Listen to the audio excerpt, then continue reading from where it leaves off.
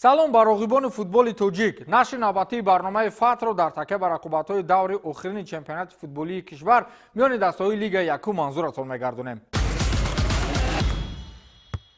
даври охири чемпионати Тоҷикистон оид ба футбол миёни дастаҳои лигаи якум ба мавқеи дастаҳо дар ҷадвали мусобиқа ва ба тақдири дастаҳои фатҳкунандаи ин қулла нуқта гузошт. дастаи парвоз ҳамчун чемпиони имсолаи лига ба рақобатҳои мавсими ояндаи лигаи олӣ пайвасту сардори шаҳри Турсунзода расман бо дастаи ҳулбуки восе бозиҳои гузаришӣ анҷом медиҳад. ҳоло ин охири кор несту дастаи душанбе аксарияти рақобатҳои худро ба сабабҳои гуногун баргузор накардааст. аммо дар сурати ғолибият дар 5 бозии мавқуфмонда дигар тими мазкур на имкони чемпион шудан дорад ва на ҳуқуқи анҷом додани бозиҳои гузариширо пайдо карда метавонад. дастаи ваҳдат бошад то охири мавсим тамоман натиҷаҳои дилхоҳ нишон надод ва бо эҳтимоли зиёд мавсими оянда ҷадвали мусобиқаи лигаи якумро тарк хоҳад кард. хулоса дар ин нашри барнома вазъият, мавқеъ ва фаъолияти ҳар дастаро кӯтоҳ бароятон таҳлил мекунем.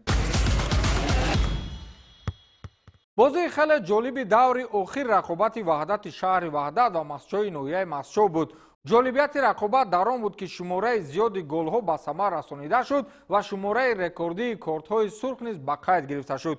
тими масчо дар ниҳоят бо ҳисоби 5-4 ғалаба кард, вале дар умум аз ҷониби ҳарду даста 5 нафар футболбозон корти сурх гирифтанд. аҷибии кор дар он аст ки 5 нафари корти сурх гирифта ҳамаашон муаллифони голҳои дидор буданд. хулоси кор ваҳда дар марҳилаи тӯлонӣ 9 холаш иваз нагардид ва бо ҳамин хол онҳо дар охирин хонаи ҷадвали мусобиқа боқӣ монданд. масчо бошад дар аввалин мавсими худ дар лигаи якум дар охир мавқеи даҳумро ишғол карду дар мавсими оянда фаъолияти худро дар лигаи мазкур идома медиҳад.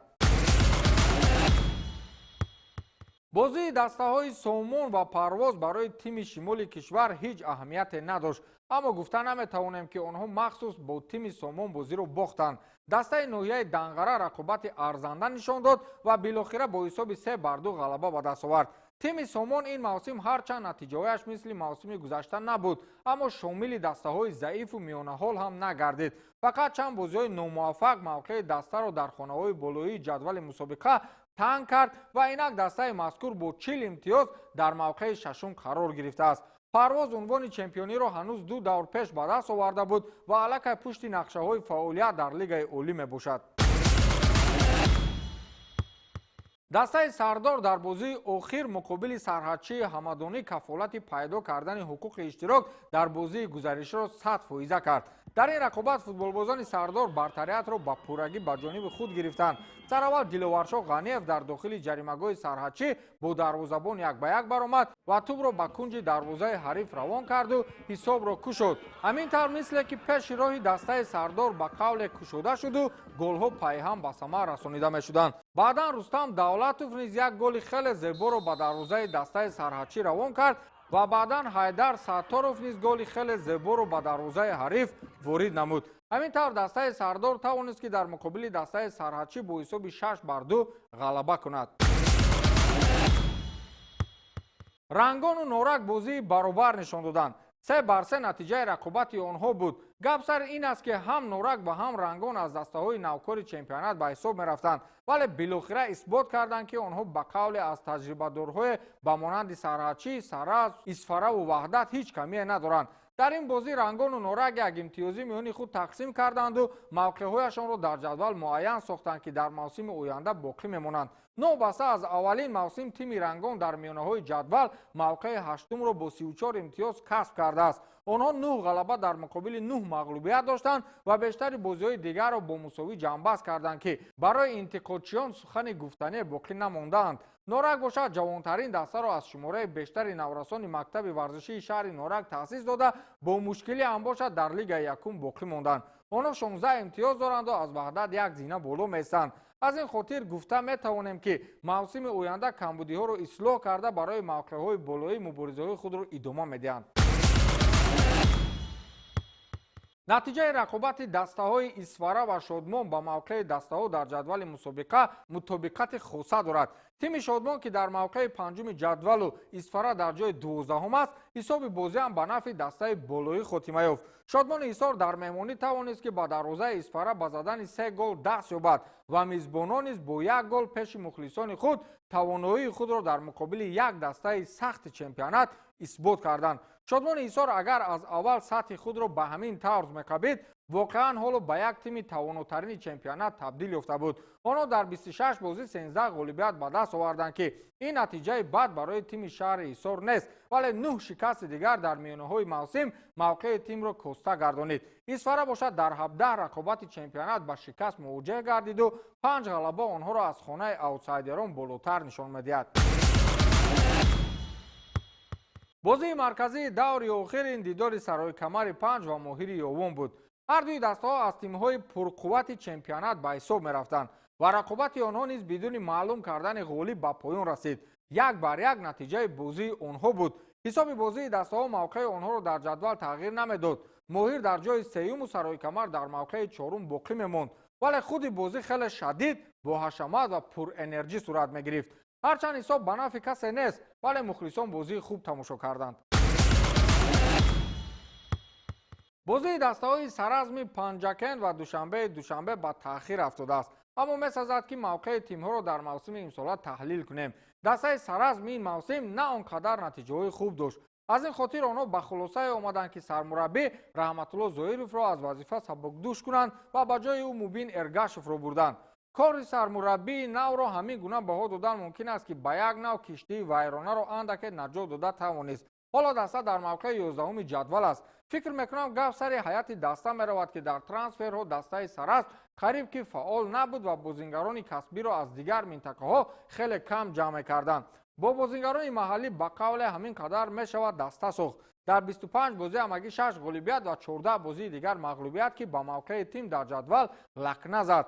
Душанбе бошад бозиҳои хубро баро монд ва ҳоло бо 5 бозии кам аз дигарон дар мавқеи ҳафтум қарор дорад. аммо сарбории бозингарони ин тим нисбати дигарон хеле зиёд буд. онҳо ҳамроҳ бо мунтахаби ҷавонони кишвар дар мусобиқаҳои байналмилалӣ иштирок доштанд ва ин боис гардид ки шумораи зиёди бозиҳои мавқуф гузошта шуд. баъди баргашт онҳо рақобатҳои худро доир мекунанд ва дар сурати ғалаба дар ҳамаи бозиҳо онҳо имкони ба мавқеъҳои сеюму чорум баромаданро доранд. акнун як бор таваҷҷӯҳ мекунем ба мавқеи пурраи ҳамаи дастаҳо дар ҷадвали мусобиқа ки акнун мавсими имсолаи Лигаи Якум ба поён расидааст. дастаи Парвоз то ин ҷониб 64 имтиёз гирифта мавқеи аввалро соҳиб гашт ва чемпиони имсолаи Лигаи Якум эътироф гардиду фаъолияти худро дар мавсими оянда дар Лигаи Олии кишвар идома медиҳад. дастаи Сардор 60 имтиёз ҷамъоварӣ кард, мавқеи дуюмро ишғол кард ва бо дастаи Ҳулбу ки восеъ аз Лигаи Олӣ бозиҳои гузаришӣ анҷом медиҳад. дастаи Моҳир бошад 53 имтиёз мавқеи сеюм, Сарои Камар 49 имтиёз мавқеи чорум, Шодмони Ҳисор бо 43 имтиёз дар мавқеи панҷум аст, Сомони Данғара бо 40 имтиёз дар мавқеи шашум, Душанбе бо 39 имтиёз дар мавқеи ҳафтум, Рангони ноҳияи Рӯдакӣ бо 34 имтиёз дар мавқеи ҳаштум, Сарҳачӣ 30 имтиёз ҷамъоварӣ кард дар мавқеи нуҳум қарор дорад, Махсчов бо 24 имтиёз дар мавқеи 11-ум аст, Саразми шаҳри Панҷакент 23 имтиёз ба даст оварда мавқеи 11-умро ишғол кардааст, Исфара 18 имтиёз мавқеи 12-ум, Норак 16 имтиёз мавқеи 13-ум ва Ваҳдат бошад бо 9 имтиёз дар мавқеи 14-ум аст. акнун дӯстони азиз, дар охир таваҷҷӯҳ кунед ба рӯйхати нишонзанҳои чемпионат ки аз футболбозони дастаҳои Лигаи Якум қадамашон дар мавсими имсола фаъолии бештарро нишон доданд. футболбози дастаи Шодмон Некрӯз Зокиров яке аз он футболбозони ба ҳисоб мерафт дар мавсими имсола ки дар ҳар бозиҳо қариб ки ҳам дубл мекард, ҳам хетрик ва бозие набуд ки ин футболбоз ба задани гол даст наёбад. аз ин хотир футболбози мазкур бо 25 гол дар мавқеи аввали ҷадвал ё худ рӯйхати нишонзанҳои чемпионати Тоҷикистон оид ба футбол миёни дастаҳои Лигаи Якум дар мавсими имсола қарор дорад. футболбози дастаи Сарои Камар Ҳусейн Яқубов низ мавсими хеле хуби худро паси сар кард ва бо 22 гол мавқеи дуюми рӯйхати нишонзанҳои чемпионатро ишғол кардааст. футболбози дастаи Душанбе Назрулло Ашурализода бошад, то ин дам 20 гол ба самар расонидааст ва эҳтимол аст ки дар 5 бозии боқимонда шумораи голҳои худро зиёд карда мавқеҳои аввалу дуюмро ҳам эҳтимолан моли худ гардонад. вале феълан ин футболбоз бо 20 гол дар мавқеи сеюм аст. футболбози дастаи Моҳир Аваз Қамчинов 20 гол дорад, мавқеи чорум. Рустам Давлатов аз дастаи Сардор бо 16 гол дар мавқеи панҷум. Маҳмудҷон Шафиев бошад бо 11 гол дар мавқеи шашум қарор дорад. ин нашри охирини барномаи ФАТ дар мавсими имсола буд ки онро ман Фирдавси Хурсанд бароятон шарҳу тавзеҳ додам. то оғози мавсими дигари чемпионати Тоҷикистон оид ба футбол миёни дастаҳои Лигаи Якум пирӯзу поянда бошед.